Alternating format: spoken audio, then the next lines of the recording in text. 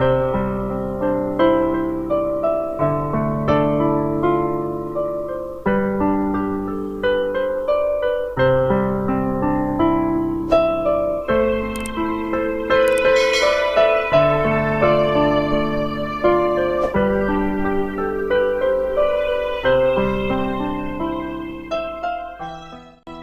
pagi sahabat-sahabat terkasih Rumah Kasih Yapi.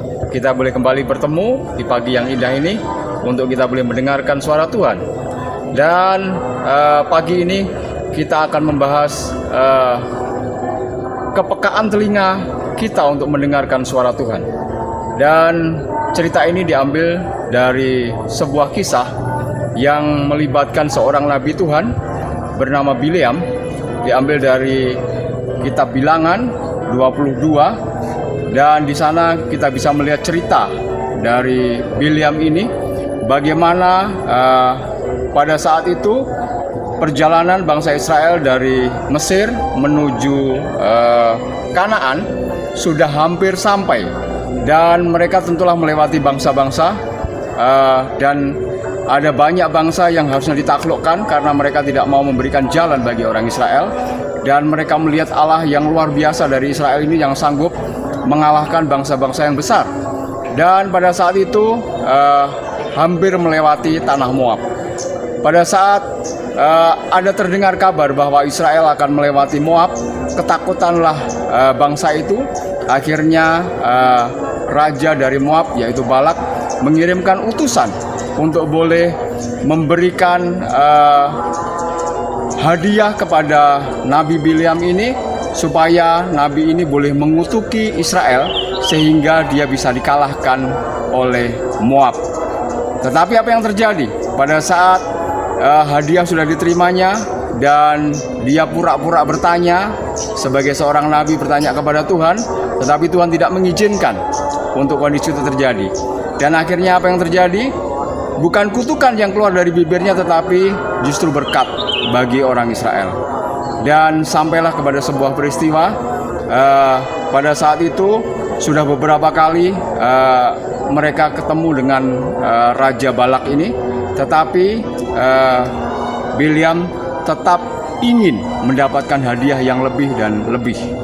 Apa yang terjadi berikutnya? Dia membawa keledainya, dan pada saat perjalanannya, walaupun pada malam itu sudah dilarang oleh Tuhan untuk bertemu utusan Balak, tetapi yang terjadi dia memaksakan diri. Dia tunggangi keledainya di jalan sempit menuju ke satu tempat di mana mereka akan bertemu. Tetapi apa yang terjadi? Ada malaikat Tuhan di depan keledai itu, dan keledai itu ketakutan.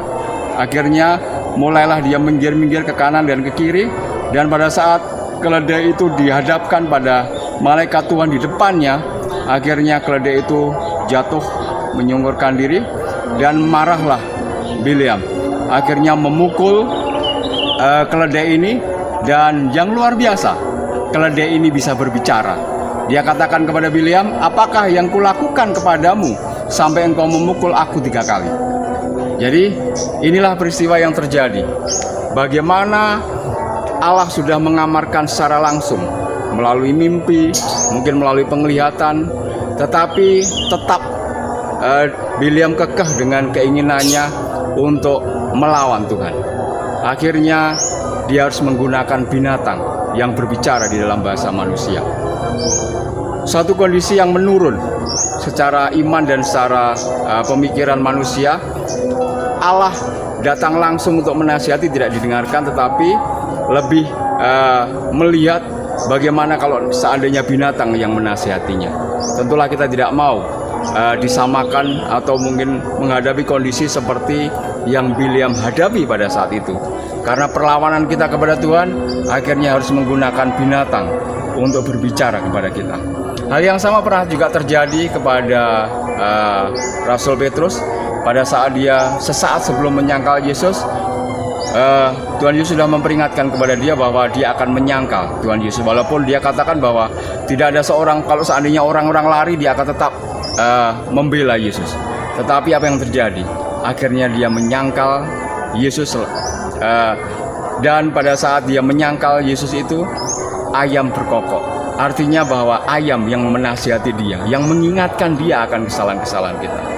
Saudara-saudaraku yang terkasih dalam Tuhan, tentulah kita boleh lebih baik apabila kita memiliki kepekaan terhadap kerohanian kita, sehingga tidak perlu binatang yang harus menasihati ke dalam kehidupan kita.